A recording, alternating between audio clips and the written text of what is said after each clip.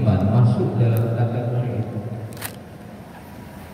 bahwa potensi kita ini menjadi orang yang beruntung itu sudah terbuka. Yang menjadi pertanyaannya adalah apakah iman yang sudah ada dalam setiap orang memberikan efek dalam kehidupan atau tidak? Apakah iman yang dimiliki itu bisa menuntun kehidupan kita ini menjadi lebih baik atau tidak? Kenapa demikian? Karena karakter iman itu kalau kita coba keluarkan dari Al-Quran atau kita ambil dari Al-Quran, ada beberapa. Pertama, karakter iman itu dia mendesak, dia memaksa, dia mendorong yang punya iman untuk melakukan ketaatan atau kebaikan. Jadi kita ini didesak oleh iman untuk melakukan ketaatan, didorong oleh iman untuk melakukan kebaikan.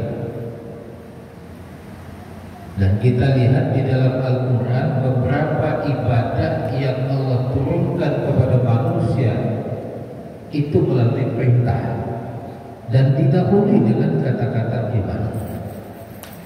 Misalnya, ya ayyuhallazina amanu kutiba alaikumusshiyam. Hai orang-orang yang beriman, diwajibkan bagi kamu berpuasa. Di situ ada perintah. Tapi perintah itu ditujukan kepada mereka yang sudah punya iman. Kenapa? Karena iman itulah yang menjadi potensi kita mampu melakukan perintah itu. Kita mampu menanggapi perintah itu. Jadi iman itulah yang memaksa kita untuk mentaati perintah itu.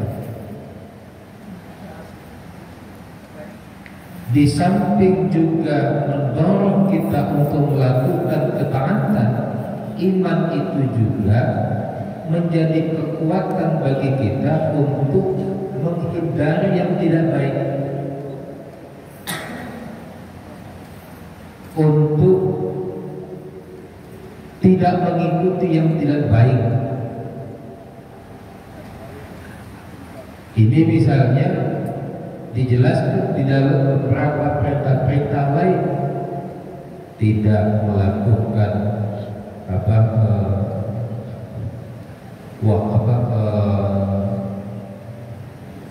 perbuatan curang, karena ada perintah wa'uful kaila wal mizan, sempurnakan timbangan. Itu semua bisa dilakukan karena iman. Jadi iman pada satu sisi memaksa kita untuk melakukan ketaatan, pada sisi lain dia memaksa kita untuk menghindari sesuatu yang tidak baik. Karena itu wajar kalau Allah mengatakan yang beruntung itu yang imannya ada, karena iman itulah yang akan mengendalikan hidupnya. Yang kedua, iman itu juga punya fungsi untuk menuntun kita menentukan orientasi hidup. Bahwa hidup ini di dunia sedang kita jalani, tetapi kata Allah kita juga harus berpikir untuk kehidupan akhirat. Kalau kita hanya berpikir secara logika saja, maka logika kita ini sangat terikat dengan dunia ini. Apa yang kita anggap baik kadang-kadang sesuatu yang oleh akal itu menguntungkan kita, karena akal ini terikat dengan dunia. Tetapi iman itu menuntun kita bahwa hidup ini bukan di dunia saja, tapi di akhirat. Karena itu kata Allah, wa bataghi fi ma atakallahu daral akhirah wa la tansa nasibaka minad dunya. Cari kebutuhan akhirat, tapi jangan lingkup kehidupan kita tidak hanya di dunia tapi di akhirat. Karena itu iman menuntun kita untuk berbuat orientasinya bukan hanya dunia tapi juga akhirat. Nah, yang ketiga, iman itu dia juga potensi yang ada pada diri kita untuk menimbulkan rasa beragama. Bahwa dalam ketika kita melakukan perintah agama bukan sekedar kewajiban. Ada perintah, ada kewajiban, lalu selesai. Tapi persoalannya adalah apakah ketika kita melakukan perintah ibadah, dengan ibadah itu apakah kita mampu merasakan kedekatan dengan Tuhan? Maka kata Allah di dalam surat Al-Anfal, innamal mu'minuna allazina idza dzukirallah wajilat qulubuhum. Orang mukmin itu kata Allah, orang yang punya iman itu kata Allah, orang yang imannya punya efek itu adalah apabila disebutkan nama Allah muncul getaran dalam hatinya. Getaran karena apa? Getaran karena kedekatan kepada Allah. Bapak Ibu, kita kalau seandainya disebutkan nama orang yang kita cintai, itu biasanya muncul siapa? Itu makhluk saja. Padahal orang menyapa itu tidak ada kaitannya gitu. Tapi dia kalau namanya sama, kenapa? Karena nama itu ada kedekatan dengan kita. Lalu ketika orang menyebutkan nama Allah, apakah di dalam batin kita muncul getaran itu? Wajilat.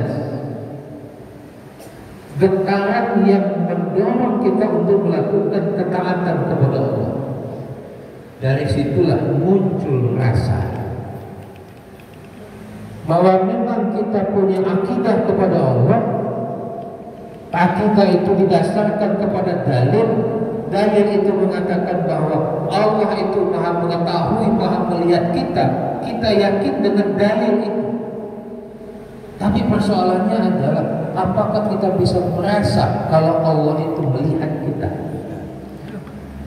Apakah Allah bisa merasakan ketika kita sholat seolah-olah kita sedang berdialog dengan Allah Subhanahu wa Ta'ala? Itulah fungsi iman. Bapak Ibu yang dimuliakan Allah, maka wajar kata Allah, yang beruntung itu adalah orang yang beriman. Karena iman itulah yang akan menuntun kehidupan.